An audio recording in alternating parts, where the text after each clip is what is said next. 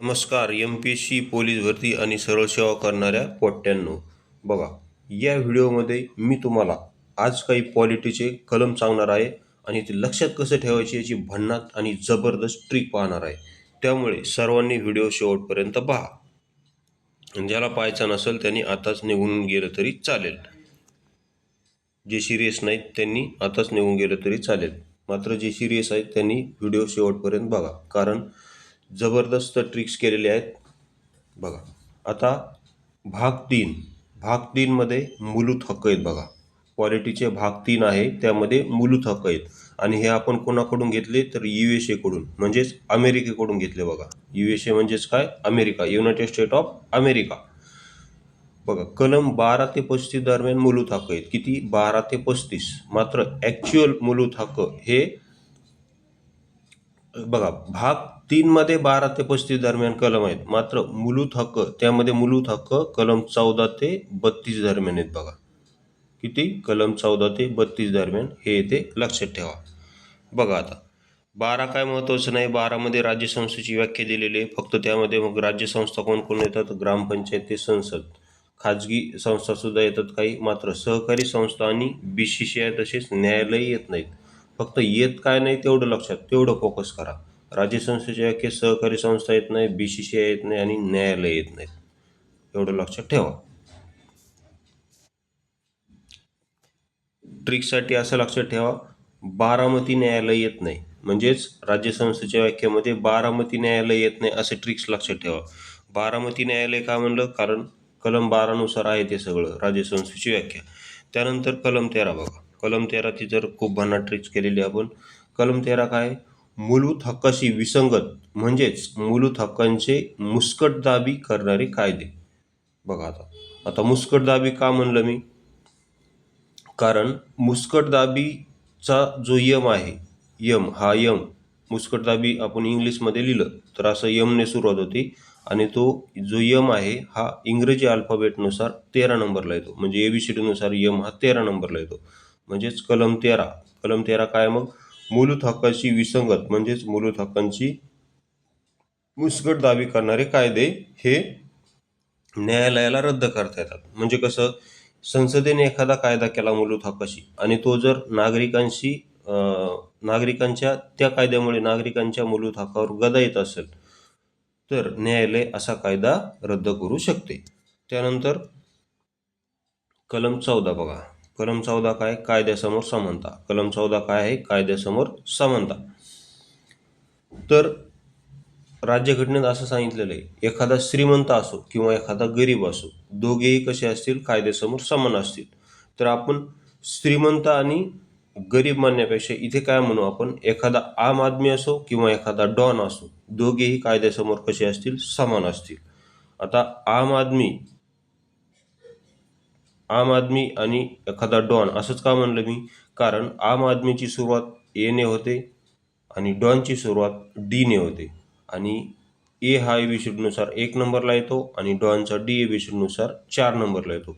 म्हणजे अशा प्रकारे कलम 14 तयार होते. आणि मग कलम 14 काय? कायद्यासमोर समानता. तर मग आपण काय म्हणायचं? एखादा आम आदमी असो किंवा एखादा डॉन असो, दोघेही कसे असतील? कायद्यासमोर समान. राहिले की नाही लक्षात? अशा प्रकारे आपण सर्व अल्फाबेटनुसार काही किंवा असं इतर, म्हणजे प्रत्येक कलमाची ट्रिक्स केलेली आहे, जी तुमच्या लक्षात राहील, म्हणजे राहील, मरेपर्यंत राहील. परीक्षा होईपर्यंतच नाही तर मरेपर्यंत राहील. तसेच याची अशाच ट्रिक्स पॉलिटीच्या सर्व कलमांची पेड PDF हवी असेल तर 84 21 90 83 84 या नंबरवर तुम्ही काय करू शकता? संपर्क करू शकता. आता कलम 14ला काही अपवाद पण दिलेले आहेत, ते अपवाद तुम्ही वाचून घ्या. मीच वाचून दाखवले तर व्हिडिओ खूप मोठा होईल. तसेच यावर प्रश्नसुद्धा आलेले आहेत, ते प्रश्नसुद्धा मी इथे ॲड केलेले आहेत. त्यानंतर कलम 15. बघा, कलम 15 काय? बघा, कलम 15 आहे ध्वजलिंज. ध्वजलिंज म्हणजे धर्म. ध म्हणजे धर्म, व म्हणजे वंश, जा म्हणजे जात, ली म्हणजे लिंग आणि ज म्हणजे जन्मस्थान. या 5 कारणावरून, किती? या 5 कारणावरून धर्म, जात, वंश, लिंग, जन्मस्थान या 5 कारणावरून भेदभाव केला जाणार नाही कुठल्याही नागरिकात. म्हणजे समजा आता ट्रिक बघा, आता याची ट्रिक काय आहे? वरील 5 कारणावरून एखाद्या व्यक्तीला पंढरपूर मंदिरात दर्शनासाठी भेदभाव केला जाणार नाही. म्हणजे समजा तुझी जात वेगळी आहे, समजा तू हिंदू नाहीस, तू मुस्लिम आहेस समजा, असं तू मुस्लिम आहेस म्हणून तुला पंढरपूरच्या मंदिरात विठ्ठल रुक्मिणीचे मंदिर करण्यासाठी तुला भेदभाव केला जाणार नाही, असं या कलम 15 मध्ये सांगितलेलं आहे. तर मी पंढरपूर मंदिरच का म्हणलं मग? कारण बघा, पंढरपूर 15 दोन्ही शब्द सुरुवात प ने होती. पंढरपूर 15 असं तिथं यमक जुळतो. म्हणून कलम 15 लक्षात ठेवा. धर्म, वंश, जात, लिंग या 5 कारणावरून भेदभाव केला जाणार नाही. आणि कशासाठी भेदभाव केला जाणार नाही? पंढरपूर मंदिरात दर्शनासाठी. आता पंढरपूर मंदिरात दर्शनासाठी आपण हे मुद्दाम जोडले, कारण ते कलम 15 लक्षात राहावं म्हणून. म्हणजे 15 पंढरपूर असा एम जुळतो का नाही?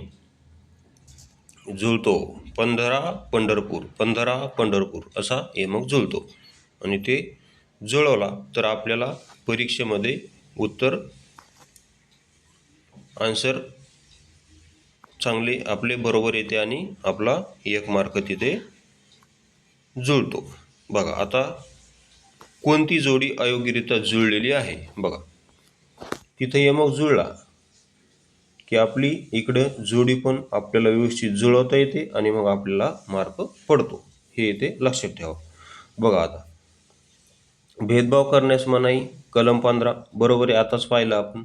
15 पंढरपूर तिथे जसा यमक जुळला, तिथं यमक जुळवता आला आपल्याला, इथं पण जोडी आपल्याला जुळवता येते. मग ही जोडी आपण जुळवली आणि मग अशी जोडी जुळवली की आपल्याला व्यवस्थित परीक्षेत मार्क येतात. परीक्षेत मार्क आलं तर मग आपली एखाद्या मुलीसोबत जोडी जुळते. नाही तर मुलगी आपल्याला काय करते?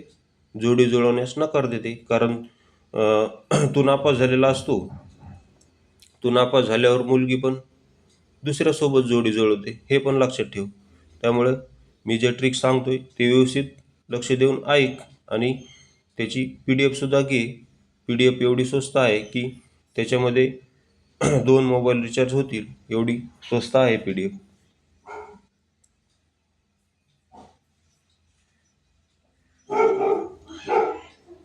त्यानंतर संमेलनाचा हक्क. बघ, संमेलनाचा हक्क कलम 21. त्यानंतर जीवित व संरक्षणाचा अधिकार कलम 20. त्यानंतर घटनात्मक उपाययोजनाचा अधिकार कलम 32. तर बघ आता याच्यामध्ये अयोग्य कोणते जुळलेले? तर अयोग्य जुळलेलं आहे 21. आपले हे 20, कारण त्याचं योग्य आन्सर काय आहे? 21 आहे. ते पण मी समोर सांगणार आहे. थोडी धीर धर. बघ, संमेलनाचा हक्क कलम 19 हे बरोबर आहे. त्यामुळे इथे अयोग्य काय आहे? क. बघ, नुकताच कंबाईन गट ब क 2023ला हा प्रश्न आलेला होता, जास्त जुना सुद्धा नाही. त्यानंतर कलम 16. बघ काय कलम 16 आहे? सरकारी नोकऱ्यांमध्ये समान संधी. कलम 16 काय आहे? सरकारी नोकऱ्यांमध्ये समान संधी. तर बघ, सरकारी नोकऱ्यात समान संधी म्हणले ना, तर मग आपण म्हणू पोलीस भरतीमध्ये सर्वांना समान संधी. काय म्हणायचं? पोलीस भरतीमध्ये सर्वांना समान संधी. कलम 16 काय आहे? सरकारी नोकऱ्यांमध्ये समान संधी. तर मग आपण म्हणू पोलीस भरतीमध्ये सर्वांना समान संधी. मग आता पोलीस भरतीच का म्हणलं मी? कारण पोलीस भरतीचा जो पी आहे, पोलीस भरतीचा जो पी आहे का, तो ABCD नुसार 16 नंबरला येतो. किती नंबरला येतो? 16 नंबरला. म्हणून मी तिथं पोलीस भरतीमध्ये सर्वांना समान संधी म्हणले. आणि पोलीस भरती एक सरकारी नोकरी आहे. अशा प्रकारे कलम 16 लक्षात ठेवता येईल. कारण पोलीस भरतीचा पी हा ABCD नुसार 16 नंबरला येतो. त्यानंतर कलम 17. बघ, कलम 17 काय? अस्पृश्यता नष्ट करणे. कलम 17 काय? अस्पृश्यता नष्ट करणे. तर याला कसं लक्षात ठेवायचं? भारतात म्हण किंवा महाराष्ट्रात म्हण, भारतात किंवा महाराष्ट्रात सर्वात प्रथम सातारा राज्यात अस्पृश्यता बंदी झाली. भारतात सर्वात प्रथम सातारा राज्यात अस्पृश्यता बंदी झाली. आता सातारा राज्य का म्हणलं मी? कारण इंग्रजांच्या काळात हे सातारा राज्य होतं आणि इंग्रजांच्या काळात अस्पृश्यता बंदी झाली. म्हणून सातारा राज्यात काय झालं, अस्पृश्यता बंदी झाली सर्वप्रथम. असं ट्रिक लक्षात ठेव. ती कुठं झाली आपल्याला माहीत नाही, फक्त ट्रिक्स आहे ही. साताराच का म्हणलं मग मी, कारण सातारा 17, सातारा 17 बघ, यमक जुळलं का नाही. इथं पण आपल्याला सर्व ठिकाणी यमक जुळवायचे, जुळवाजुळीच करायची, जुळवाजुळी करून आपल्याला कलमा लक्षात ठेवायचे आहेत. बाकी काही संबंध नाही, आपल्याला फक्त कलमा लक्षात राहिल्या पाहिजे एवढाच आपले संबंध आहे. बाकी आपल्याला काही घेणं देणं नाही. त्यानंतर कलम 18 बघ. कलम 18 काय आहे, पदव्या नष्ट करणे. कलम 18 आहे पदव्या नष्ट करणे. तर आपण काय म्हणायचं, रिवॉर्ड नष्ट करणे म्हणून. काय म्हणायचं, रिवॉर्ड नष्ट करणे. पदव्यांना काय म्हणायचं, रिवॉर्ड. आता रिवॉर्डच काय म्हणलं मग मी, कारण रिवॉर्डचा जो आर आहे तो ABCD नुसार 18 नंबरला येतो. म्हणून कलम 18 काय, पदव्या नष्ट करणे. तर बघ, अशा प्रकारे या व्हिडिओमध्ये जवळपास 10-11 मिनिटाचा व्हिडिओ झाला आहे. आपण 10-10, 12-12 मिनिटाचेच व्हिडिओ बनवायचे आहेत पॉलिटीच्या कलमांचे. जास्त अर्ध्या तास असं अर्ध्या तासाचे बनवले तर पोरं 2-3 मिनिट पाहून सोडून देतात. त्यांना कसं 2-3 मिनिट पाहिलं की असं गुदगुद होतं, त्यांना रील्स पाहा वाटतात आणि मग ते व्हिडिओ सोडून देतात आणि रील्स पाहायला लागतात आणि त्यांची तिकडेच तशी वाट लावून घेतात. त्यामुळे आपण छोटे छोटे व्हिडिओज बनवू. तर हा पहिला पार्ट होता. यामध्ये आपण कलम 14 पासून ते म्हणजे कलम 12 पासून ते 18 पर्यंत कलम पाहिले. पुढच्या पार्टमध्ये आपण कलम 19 पासून म्हणजे कलम 19 पासून पुढचे स्वातंत्र्याचे कलम आहेत ते पाहू. यामध्ये कलम 18 पर्यंत समानतेचे होते. कलम 18 पर्यंत समानतेचे म्हणजे मूलभूत हक्कामध्ये सुद्धा 5 पार्ट पडलेले आहेत. समानतेचे हक्क, स्वातंत्र्याचे हक्क, शिक्षणाचा हक्क, परत धार्मिक हक्क, असे काही पार्ट पाहिलेले आहेत, पार्ट पडलेले आहेत. तर त्या प्रत्येक पार्टवर आपण एक एक व्हिडिओ बनवू. बघा, जर ट्रिक आवडली असेल तर आणि पूर्ण PDF हवी असेल तर 84 21 90 83 84 या नंबरवर संपर्क करू शकता. तसेच आपली MPSC बाबा ट्रिक्स या नावाने एक टेलिग्राम चॅनल आहे, ते जॉईन केलं नसेल तर जॉईन करा. व्हिडिओ पाहिल्याबद्दल धन्यवाद. भेटू अशाच नवीन व्हिडिओ.